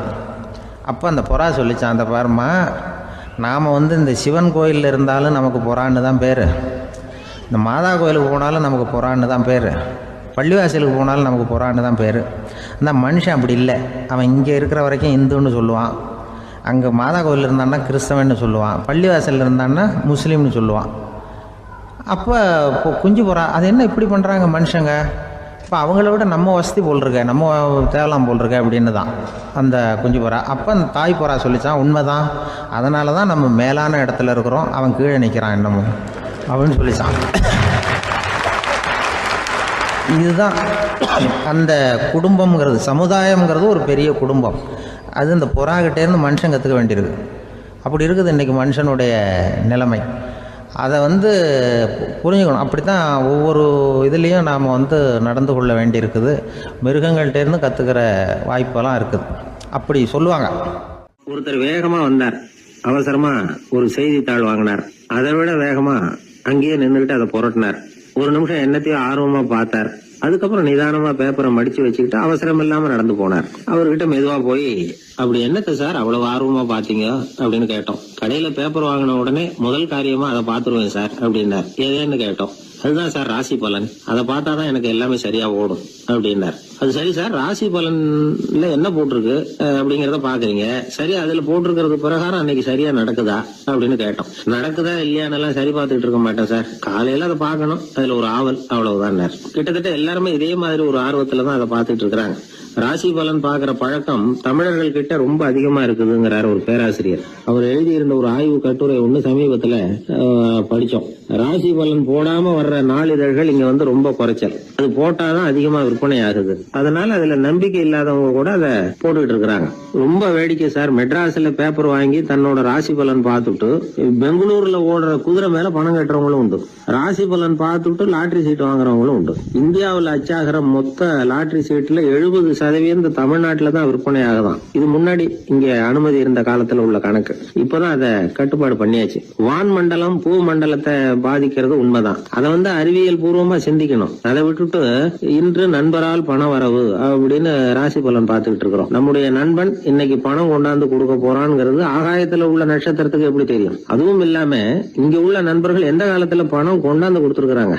நண்பர்களை பக்கத்திலேயே இருந்து பாக்குற நம்மாலேயே புரிஞ்சுக்க முடியல. எங்கேயோ இருக்கிற நட்சத்திரத்துக்கு என்ன தெரியும்? ஒரு காலத்துல நாம வாழ்கிற இந்த பூமி ஒரே இடத்துல நிலையா நிக்குதுன்னு, சூரியனும் சந்திரனும் பூமியை சுத்திக்கிட்டு வருதுன்னு நம்பிக்கிட்டு இருந்தோம். அந்த காலத்துல உருவான ராசி பலன் கொள்கையை சூரியனை சுத்தி தான் பூமி வருதுன்னு தெரிஞ்சுக்கிட்ட இந்த காலத்திலயும் நம்பிக்கிட்டு இருக்கிறது ரொம்ப வினோதம் தான். இந்த ராசி பலன் பாக்குற பழக்கம் நம்முடைய ஊக்கத்தை இழக்க செய்யக்கூடிய ஒரு பழக்கம். அது வேண்டியது இல்லைங்கிறது தான் அறிவாளிகள் கருத்து. இப்போ ஒரு உதாரணத்துக்கு நாமே ஒரு சோதனை செஞ்சு பார்ப்போமே.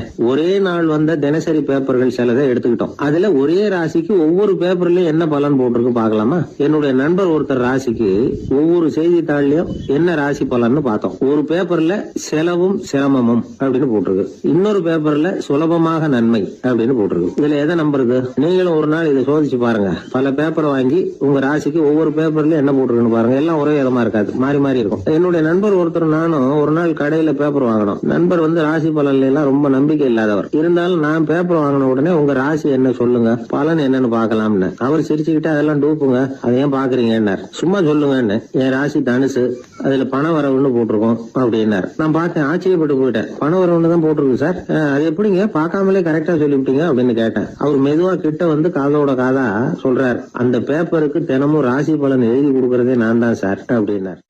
அமெரிக்க ஜனாதிபதி ஆப்ரஹாம் லிங்கன் ஒரு நாள் தன்னோட கோச்சு வண்டியில தலைநகரான வாஷிங்டனுக்கு போயிட்டு இருக்கிறார். கோச்சு வண்டி ஒரு சாலையில போயிட்டு இருக்கு. அந்த சாலைக்கு ஒரு பக்கத்துல பயங்கரமான சதுப்பு நிலம். சதுப்பு நிலம்னா அது புதைகுழி, புதை மணல்ங்கிறோம்ல, அது மாதிரி. அந்த சதுப்பு நிலத்தில் யாராவது மாட்டிக்கிட்டா அவ்வளோதான், ஆளை கொஞ்சம் கொஞ்சமாக உள்ள அமுக்கிவிடும், தப்பிச்சு கரையிறது கஷ்டம்.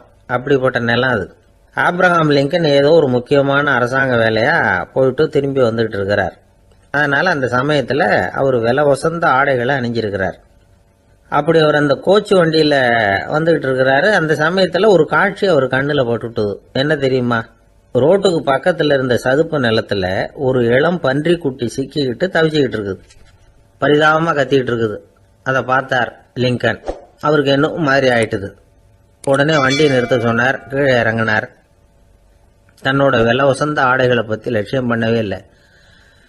தனக்கே ஆபத்து வரலாம்ங்கிறத பற்றியும் கவலைப்படலை. தான் ஒரு குடியரசுத் தலைவருங்கிறத பற்றியும் அவர் நினச்சி பார்க்கல. நேராக அந்த சதுப்பு நிலம் பக்கமாக போனார். அந்த சேத்துல இறங்கி பன்றிக்குட்டியை காப்பாற்றி கரைக்கு கொண்டுட்டு வந்து சேர்த்துட்டார். அதுக்கப்புறம் நிம்மதியாக கோச்சு வண்டியில் ஏறி வெள்ள மாளிகைக்கு வந்து சேர்ந்தார். ட்ரெஸ்ஸு உடம்பு பூரா சேறு சகதி. பார்க்குறவங்களுக்கெல்லாம் ஆச்சரியமாக போச்சு. அவங்களுக்கு ஒன்றும் புரியல. இவர் நேராக ட்ரெஸ்ஸு மாற்றிக்கிறதுக்காக போனார். கோச்சு வண்டி ஓட்டிகிட்டு வந்தவங்கிட்ட போய் எல்லாரும் கேட்டாங்க என்ன ஆச்சு அப்படின்னு. அவர் வர்ற வழியில் நடந்த விவரத்தை சொன்னார். ஆப்ரஹாம் லிங்கனுடைய இந்த இறக்க குணத்தை எல்லாரும் பாராட்டினாங்களாம், புகழ்ந்தாங்களாம். ஆனால் இதுக்கு லிங்கன் என்ன பதில் சொன்னார் தெரியுமா? தயவு பண்ணி இந்த புகழ்ச்சியான பேச்சையெல்லாம் ஒதுக்குங்க, அதெல்லாம் வேணாம். அந்த சின்ன பிராணி சகதியில் மாட்டிக்கிட்டு துடிச்சிக்கிட்டு இருந்தது, அதை பார்த்தேன். உடனே என்னுடைய இதயத்தில் ஒரு முள்ளு தைச்சது மாதிரி ஒரு உணர்வு. அந்த முள்ளை பிடுங்கி எறிஞ்சேன், அவ்வளவுதான். உண்மையில் அந்த பிராணிக்கு நான் உதவினேங்கிறத விட எனக்கு ஏற்பட்ட இன்னலை போக்கிக்கிட்டேன் அப்படிங்கிறது தான் உண்மை. அதுதான் பொருத்தம். அப்படி இருக்கிறப்போ இதில் புகழறதுக்கு என்ன இருக்குது அப்படின்னாரு ஆப்ரஹாம் லிங்கன். எவ்வளவு யதார்த்தமான வார்த்தைகள் பாருங்க. இந்த காலத்தில் நம்மளையும் பல பேர் அப்படி உண்டு. நீச்சல் தெரியாத ஒரு ஆள் தண்ணியில் இறங்கிட்டான். தண்ணி ஆழங்கிறது அப்புறமா தான் தெரிஞ்சுது. தத்தளிக்க ஆரம்பிச்சுட்டான். வாழ்னு கத்துறான். கரையில் நின்றுட்டு இருந்த ஒருத்தர் இதை பார்த்தார். உடனே அவருக்கு இதயத்தில் முள்ளு தைச்சது மாதிரி ஒரு உணர்வு. உடனே குபீர்னு தண்ணியில் பாஞ்சார். அவரை காப்பாற்றி கரைக்கு கொண்டுட்டு வந்து சேர்த்தார். இதை பார்த்துக்கிட்டு இருந்த இன்னொருத்தர் காப்பாற்றின அந்த ஆளை பாராட்டி புகழ்ந்தார். என்ன புகழாதீங்க சார் அப்படின்னார் அவர். ஏன்னு கேட்டார் இவர். நான் அந்த ஆளை ஏன் காப்பாற்றினேன் தெரியுமா? அவன் நேற்றுக்கு என்கிட்ட 300 ரூபா கடன் வாங்கியிருக்கிறான். இவன் தண்ணியில் போட்டான்னா நான் கொடுத்த கடனும் தண்ணியில் போடும். அதனால தான் விழுந்து காப்பாற்றினேன் அப்படின்னா அந்த ஆள். ஒரு ஊரில் ஒருத்தர் இருந்தான். ஒரு நாள் காலையில் எழுந்திரிச்சான். ஒரு 10 ரூபாய் எடுத்து சட்டை பையில் வச்சுக்கிட்டான். கடை தெருவுக்கு புறப்பட்டான். காய்கறி வாங்குறதுக்காக அவன் போகிறான். காய்கறி சந்தைக்கு போய் சேர்ந்தான். கத்திரிக்காய் 1/4 கிலோ கொடுங்கன்னா கொடுத்தாங்க. காசு கொடுக்கறதுக்காக சட்டை பையில் கையை விட்டான். பணத்தை காணும். 10 ரூபாய் சட்டை பையில் வச்சுக்கிட்டு தான் வந்தான். அது இப்போ அங்கே இல்லை. வழியில் எங்கேயும் அது விழுந்துடுது போல் இருக்கு. அல்லது யாராவது திருடர்கள் தெரியாமல் அதை எடுத்துக்கிட்டு போட்டாங்களா என்னன்னு தெரியல. எப்படியோ 10 ரூபாய் அவன் இழந்துட்டான். கையில் காசு இல்லை. அதனால் கத்திரிக்காயை திருப்பி கொடுத்துட்டு கவலையோட வீட்டுக்கு திரும்பி வந்தான். அதையே நினச்சிக்கிட்டு இருந்தான். அவனுக்கு துக்கம் அதிகமாக போச்சு. அழ ஆரம்பிச்சுட்டான். காய்கறிகள் வாங்கிட்டு வந்து ஆனந்தமாக சமைச்சு சாப்பிட்லாம்னு நினச்சோம். அது முடியாமல் போச்சேங்கிற கவலை அவனுக்கு. அதனால் அதை மறக்கவே முடியல. இது நடந்து கொஞ்ச நாள் ஆச்சு. அதே மனுஷன் இன்னொரு நாள் அதே மாதிரி புறப்பட்டான். பணத்தை எடுத்து பையில் வச்சுக்கிட்டான். காய்கறி சந்தையை நோக்கி போய்கிட்டு இருக்கிறான். இப்போ வழியில் ஒரு ஏழை பையனை பார்த்தான். தம்பி எங்கே போகிற அப்படின்னு கேட்டான். ஐயா பள்ளிக்கூடத்துக்கு போய்கிட்டு இருக்கிறேன்னா அவன். சரி அதுக்கே எவ்வளவு கவலையோடு போய்கிட்டு இருக்கிற அப்படின்னு விசாரித்தான் அவன். ஐயா நான் ரொம்ப ஏழை, வீட்டில் வசதி இல்லை, பரீட்சைக்கு பணம் கட்டணும், இன்றைக்கி கடைசி நாள், என்ன செய்கிறதுன்னு தெரியலன்னா. இவன் பார்த்தான். தாங்கிட்ட இருக்கிற பணத்தை எடுத்து அந்த பையன்கிட்ட கொடுத்தான். இதை வச்சுக்கோ, உடனே பணத்தை கட்டு, நல்லா படி, பரீட்சை எழுது அப்படின்னு சொல்லிவிட்டு திரும்பி வந்துட்டான். வெறுங்கையோடு திரும்பி வந்தும் வீட்டில் கேட்குறாங்க எங்கே காய்கறின்னு வழக்கம் போல் கேட்டாங்க. இவன் நடந்ததை சொன்னான். இப்போ வீட்டில் இருந்தவங்க அவங்ககிட்ட ஒரு கேள்வி கேட்டாங்க. ஏங்க இதே மாதிரி முன்னாடி ஒரு தடவை காய்கறி வாங்க போய் வெறுங்கையோடு திரும்பி வந்தீங்க, இப்போவும் வெறுங்கையோடு தான் திரும்பி வந்திருக்கிறீங்க. ஆனால் முன்னாடி வந்தப்போ வருத்தமாக இருந்தீங்க, இப்போ உங்கள் முகத்தில் வருத்தம் தெரியலையே அப்படின்னு கேட்டிருக்கிறான். அதாவது வீட்டில் இருக்கிறவங்க கேட்டாங்களாம். இப்போ அந்த மனுஷன் யோசிக்க ஆரம்பித்தானான். இந்த 2 நிகழ்வுகளுக்கு என்ன வித்தியாசம்? போன தடவை அவன் பணத்தை இழந்தான், இந்த தடவை அவன் பணத்தை இழந்திருக்கிறான். போன தடவை யாரோ திருடிட்டு போயிட்டாங்க, இந்த தடவை அவனாவே ஒரு பையன் பேரில் இறக்கப்பட்டு எடுத்து கொடுத்துருக்குறான். அன்னைக்கு பணம் போயிட்டுதேன்னு வருத்தமாக இருந்தது, இன்னைக்கு பணம் போனாலும் மனசுக்கு மகிழ்ச்சியாக இருக்குது, நிறைவாக இருக்குது. கொஞ்சம் யோசிச்சு பாருங்க. பணத்தை இழந்தது மகிழ்ச்சிக்கோ வருத்தத்துக்கோ காரணமாக இருக்க முடியாது. அப்படின்னா வேற எது காரணம்? அன்றைக்கு பணத்தை இழந்துட்டேன்னு அழுதான், இன்றைக்கு பணத்தை இழந்தாலும் மகிழ்ச்சியாக இருக்கிறான். ஆகவே மகிழ்ச்சிக்கும் துக்கத்துக்கும் இழப்பு காரணம் அல்ல, இழப்பு பற்றிய நம்முடைய அறிவு தான் காரணம் அப்படிங்கிறது பெரியவர்களுடைய கருத்து. எந்த பொருளும் நமக்கு கவலையை உண்டு பண்ணுறதில்ல, அந்த பொருள் பேரில் நாம் வைக்கிற பற்று தான் கவலையை உண்டு பண்ணுது. பொருள்கள் நம்ம விட்டுட்டு போயிட்டா நாம் அழுதுகிட்டு இருக்கிறோம், நாமே அதுகளை விட்டுட்டு வந்துட்டா மகிழ்ச்சியாக இருக்கிறோம்.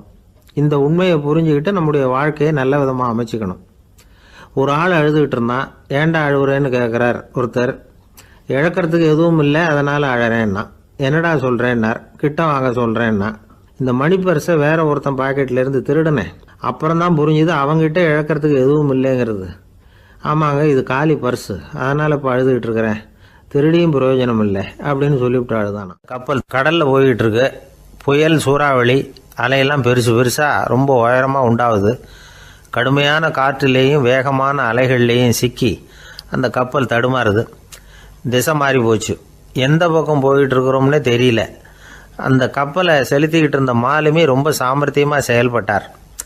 தன்னுடைய அறிவாற்றலையும் திறமையையும் முழுமையாக பயன்படுத்தினார். அந்த கப்பலை கட்டுப்படுத்தினார். மெதுவாக அந்த சூறாவளியிலிருந்து கப்பலை காப்பாற்றி கரைக்கு கொண்டுட்டு சேர்த்துட்டார். மாலுமின்னு ஒருத்தர் இருந்ததுனால அந்த மரக்கலம் காப்பாற்றப்பட்டது. மாலுமின்னு ஒருத்தர் இல்லைன்னு வச்சுக்கோங்க, அந்த கப்பலோட கதி என்னவா இருக்கும் யோசிச்சு பாருங்க. ஒரு கோபக்காரனுடைய நிலைமையும் அப்படித்தானா. கோபக்காரன்கிறவன் ஒரு மாலுமி இல்லாத மரக்கலம் அப்படிங்கிறார் நபிகள் நாயகம். கொந்தளிக்கிற கடல்ல கொடுமையான அலைகளின் உச்சியில் அல்லல் படுகிற மரக்கலத்தை விட மோசமானது கோபக்காரனின் நிலைமை அப்படிங்கிறது அவருடைய கருத்து. அது மாதிரி இதுன்னு சொல்லல, அதை விட மோசம் இது அப்படிங்கிறார். ஏன் தெரியுமா? ஒரு கப்பல் கடல்ல தடுமாறினா அதை சரிப்படுத்த மாலுமி இருக்கிறார். அவர் தன்னுடைய சாமர்த்தியத்தினால அதை கட்டுப்படுத்தி சரியான வழிக்கு கொண்டுட்டு வந்துடுவார். ஆனால் கோபக்காரனுடைய நிலைமை அப்படி இல்லை அப்படிங்கிறார் நபிகள் நாயகம். மனித மனம் ஒரு மரக்கலம், அறிவு அதில் இருக்கிற மாலுமி. மாலுமி மரக்கலத்தை செலுத்துறான், அவனுக்கு கட்டுப்பட்டு அது ஓடுது. ஆனால் கோபக்காரனுங்கிற மனுஷங்கிட்ட அறிவுங்கிற மாலுமி சரியாக வேலை செய்ய மாட்டான். ஏன்னா கோபம் அந்த மாலுமியின் கண்களை அவிச்சிரும், காதுகளை கேட்காம பண்ணிவிடும். கண்ணையும் காதையும் மூடிவிட்டு கப்பலை ஓட்டுனா எப்படி ஓட்டுறது? அதனால் கோபக்காரன் மாலுமி இல்லாத மரக்கலம். இடி மின்னலில் மாட்டிக்கிட்டு கஷ்டப்படுற கப்பல் மாதிரி கஷ்டப்படுறான். பெரியவங்கள்லாம் என்ன சொல்கிறாங்க? உனக்கு கெடுதல் பண்ணவனுக்கும் நீ நன்மையை செய், எவருடைய விருப்பு வெறுப்பையும் பொருட்படுத்தாதே. பரம எதிரிக்கும் நீ நன்மை செய்ய ஆரம்பித்தா உன்னுடைய தூய நிலையை பார்த்துட்டு அவனும் உனக்கு நெருக்கமான நண்பனாக ஆயிடுவான். இதுதான் பெரியவங்க நமக்கு சொல்லியிருக்கிறது. புனித குரான் சொல்கிறது என்ன?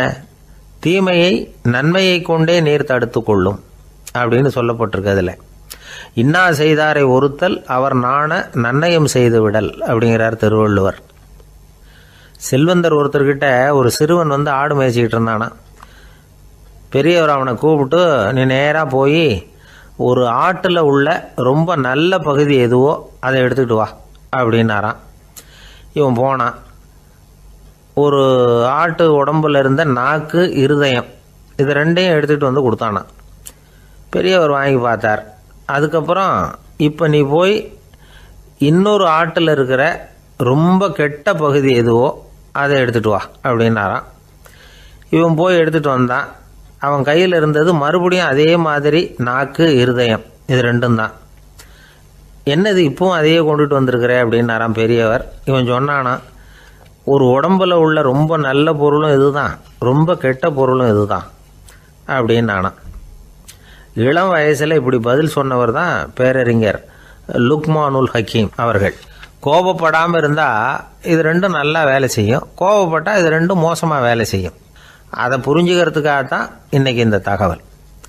கோபம் வந்துட்டால் நாம் என்ன செய்கிறோங்கிறது நமக்கே தெரியாது. ஒருத்தர் டாக்டர்கிட்ட போனார் அவசரமாக. டாக்டர், எனக்கு இப்போ கடுமையான கோப வெறி, எனக்கு கண்ணு மண்ணு ஒன்றும் புரியல, உடனடியாக அதை கட்டுப்படுத்தணும், உடனே இதுக்கு ஏதாவது ஒரு மாத்திரை கொடுங்க ப்ளீஸ் அப்படின்னார். அந்த டாக்டரும் உடனே ஒரு மாத்திரையை கொடுத்து இதை உடனே போடுங்க, நான் தண்ணி கொண்டுகிட்டு வரேன்னு உள்ளே போனார். தண்ணியோடு திரும்பி வந்தார். இவர் சொன்னார், டாக்டர் நீங்கள் கொடுத்த மாத்திரை ரொம்ப பெருசாக இருந்தது, இருந்தாலும் கஷ்டப்பட்டு முழுங்கிட்டேன்னார். டாக்டர் சந்தேகத்தோட மேசையை பார்க்குறார். பார்த்தா மாத்திரை அங்கேயே இருக்குது, பேப்பர் வெயிட்டை காணல. ஒரு பூங்கா, அங்க ஒருத்தர் நின்றுட்டு இருக்கிறார். ஏதோ ஆழ்ந்த யோசனையில இருக்கிறார். அந்த பக்கமா இன்னொருத்தர் வந்தார். இவரை கவனிச்சார். என்ன யோசனைன்னு கேட்டார். எப்படி எழுந்திருக்கிறதுன்னு யோசனை பண்ணிட்டு இருக்கிறேன்னாரு. அவர் கேட்டவருக்கு ஒரு மாதிரி ஆயிட்டது. ஏற்கனவே நின்றுகிட்டு இருக்கிற ஒருத்தர் எப்படி எழுந்திருச்சு நிக்கிறதுன்னு யோசிக்கிறாருன்னா அது ஆச்சரியம் தானே. அதுக்கப்புறம் இவர் யோசிக்க ஆரம்பிச்சார், என்ன இவர் இப்படி பேசுறாரு அப்படின்னு. கீழே விழுந்தாதானே எழுந்திருச்சு நிக்க முடியும். எழுந்திருக்கணும்னு நினைக்கிறவங்க முதல்ல கீழே விழணும். இவர் முதல்ல கீழே விழணும், அதுக்கப்புறம் தான் எழுந்திருக்கிறது எப்படின்னு சிந்திக்க முடியும். இந்த உலகத்துல எல்லாருமே கீழே விழுந்து எழுந்தவர்கள் தான். இப்ப இந்த குழந்தை பருவத்துல கீழே விழாம நடைபயில கற்றுக்கிட்டவங்க யாராவது உண்டா? சின்ன வயசுல ஒரு தடவை கூட கீழே விழல சார், அப்படியே பிறந்தாரு வளர்ந்தாரு பெரியவர் ஆயிட்டார் அப்படின்னு யாரையும் சொல்ல முடியாது. மனுஷங்கிறவன் விழுந்து புரண்டு எழுந்துதான் நடக்க கத்துக்கிறான். ஒரு உண்மையை நாம எல்லாரும் புரிஞ்சுக்கணும். இந்த உலகத்துல தவறு செய்யாத மனிதர்களே யாரும் கிடையாது. அப்படி இருக்கிறப்போ எப்போதாவது நாம தவறு பண்ணிவிட்டோம்னா அதுக்காக மனசு உடைஞ்சு போயிடக்கூடாது, வாழ்க்கையில வெறுப்பு வந்துடக்கூடாது. தவறு நடந்துட்டுதா அதுக்காக மனசு உடைஞ்சு போடாதீங்க, அதை ஒரு பாடமா எடுத்துக்கங்க. அதே தவறு மறுபடியும் நடக்காம வேணும்னா பாத்துக்கலாம், அது போதும். தடைக்கல்ல படிக்கெல்லாம் மாத்திக்கணும், இதுதான் இதுல முக்கியம். ஒரு அலுவலகம், அங்க ஒரு அதிகாரி, அவர் உயர்ந்த பதவியில் இருந்தார், சிறந்த நிர்வாகின்னு பேர் வாங்கினவர். அவர் தனக்கு கீழே வேலை செய்யறவங்க கிட்ட எல்லாம் சொல்லுவாராம், இந்த நிறுவனத்துல நீங்க எத்தனை தடவை வேணும்னாலும் தவறுகள் செய்யலாம், ஒரே விஷயம் என்னன்னா ஒரே தவறை மறுபடியும் செய்யக்கூடாது, அது முக்கியம் அப்படின்பாராம். இத மேம்போக்கா பார்த்தா அவர் ஏதோ தன்னுடைய ஊழியர்களை தவறு செய்ய தூண்டுறது மாதிரி தெரியும். ஆனா உண்மை அப்படி இல்லை. இன்னைக்கு என்ன நடக்குது தெரியுமா? அநேகமா எல்லா மனிதர்களுமே ஒரே தவறை தான் மறுபடியும் செய்யறாங்க. விளையாட்டு வீரர்கள் ஒரே மாதிரியான தவறுகளை திரும்ப திரும்ப செய்யறது உண்டு. கணக்கு எழுதுறவங்கள பாருங்க, ஒரே தப்ப மறுபடியும் செய்வாங்க. அலுவலகம் வருகிறவர்களை கவனிங்க, ஒரு நாள் தாமதமா வந்தா பரவாயில்ல, தினமும் தாமதமா வருவாங்க. இது மாதிரி செய்த தவறையே திரும்ப திரும்ப செய்யறதுக்கு என்ன காரணம்? ஞாபக மறதி, கவனக்குறைவு, தன்னுடைய திறமை பேர்ல அளவுக்கு மீறிய நம்பிக்கை, இப்படி இதுல ஏதாவது ஒரு காரணமா இருக்கலாம் அப்படிங்கிறாங்க இது பற்றி ஆய்வு செய்கிற வல்லுநர்கள். ஒரு தடவை செஞ்ச தவிர மறுபடியும் செய்யறது இல்லைன்னு முடிவு செஞ்சுக்கிட்டு அதை செயல்படுத்த கத்துக்கணும், அது போதும், வாழ்க்கை வெற்றிகரமா அமையும் அப்படிங்கிறாங்க அந்த அனுபவசாலிகள். அதனால வெற்றிகரமா வாழ்க்கையில நடைபோட விரும்பும் இளைஞர்கள் தவிர்க்க வேண்டியது என்னன்னா, முதல்ல சோம்பலை தவிருங்கள், சுறுசுறுப்பாக இயங்குங்கள் அப்படிங்கறது அவங்க அறிவுரை. 2வது ஞாபக மறதி, எந்த செயல்லையும் ஈடுபாடு வேணும், அக்கறை வேணும். 3வது கவனக்குறைவு, எதையும் அலட்சியப்படுத்தக்கூடாது. 4வது என்னால முடியாதது எதுவுமே கிடையாது அப்படிங்கிற அளவுக்கு மீறிய நம்பிக்கை, அது ஆபத்துல கொண்டு போய் விட்டுரும். முதல் தவறு உங்களுக்கு ஒரு பாடமா அமையணும். ஒரு மனிதர் அவர் தன்னுடைய 2 காதுலயும் கட்டு போட்டுக்கிட்டு வந்தார். அவருடைய நண்பர் அதை கவனிச்சுட்டாரு. என்ன சார் ஆச்சு, 2 காதுலயும் கட்டு போட்டுருக்கீங்களே அப்படின்னு விசாரிச்சார். ஒண்ணுமில்ல சார், வீட்டுல ரொம்ப ஆர்வமா டிவியில கிரிக்கெட் மேட்ச் பாத்துக்கிட்டு இருந்தேன். இப்போ என்னுடைய மனைவி துணிகளுக்கு அயன் பண்ணிட்டு இருந்தாங்க. அயன் பாக்ஸ் அப்படியே வச்சுட்டு அடுப்பங்கரைக்கு போயிட்டாங்க. அந்த சமயம் பார்த்து டெலிபோன் பண்ணி அடிச்சது. அவசரமா ஓடி போய் அதை எடுத்து காதுல வச்சேன். அப்பதான் தெரியும் அது அயன் பாக்ஸ்ங்கிற விஷயம். சூடா இருந்ததா, சுட்டு விட்டுது அப்படின்னாரு. ஒரு காது சரி சார், 2 காது ஏன் அப்படி ஆச்சு அப்படின்னு கேட்டார். அதே ஆளு மறுபடியும் போன் பண்ணா சார் அப்படின்னாரு. இவர் எவ்வளவு தூரம் யோசிச்சிருப்பாரு பாருங்க. தவறு மறுபடியும் நடக்கக்கூடாது, முதல் தவறு உங்களுக்கு ஒரு பாடமாக அமையட்டும் அப்படிங்கறது தான் இதுல இருந்து நாம தெரிந்து கொள்ள வேண்டிய கருத்து. அதனால தவறுகள் அதெல்லாம் தடைக்கெல்லாம் நினைக்க வேண்டாம், படிக்கெல்லாம் நினைப்போம். அப்படி நினைச்சோம்னா வாழ்க்கையில வெற்றி நிச்சயம். ஒரு ஊர்ல ஒரு கோயில் இருந்தது, ரொம்ப பழைய கோயில். உள்ளே போகிறதுக்கே பயமாக இருக்கும், எந்த நேரத்தில் இடிஞ்சு விழுந்துருமோ அப்படிங்கிற பயம். அப்படி இருந்ததுனால யாரும் துணிஞ்சு சாமி கும்பிடுறதுக்கு அங்கே போகிறதில்ல. கோயிலுக்கு வர்ற கூட்டம் கொஞ்சம் கொஞ்சமாக குறைய ஆரம்பிச்சுட்டுது. கோயில் நிர்வாகிகள் எல்லாரும் கூடி உட்காந்து பேசினாங்க, என்ன பண்ணலாம்னு யோசனை பண்ணாங்க. எந்த இடம் மோசமாக இருக்கோ அந்த இடத்த பழுது பார்த்தாங்க.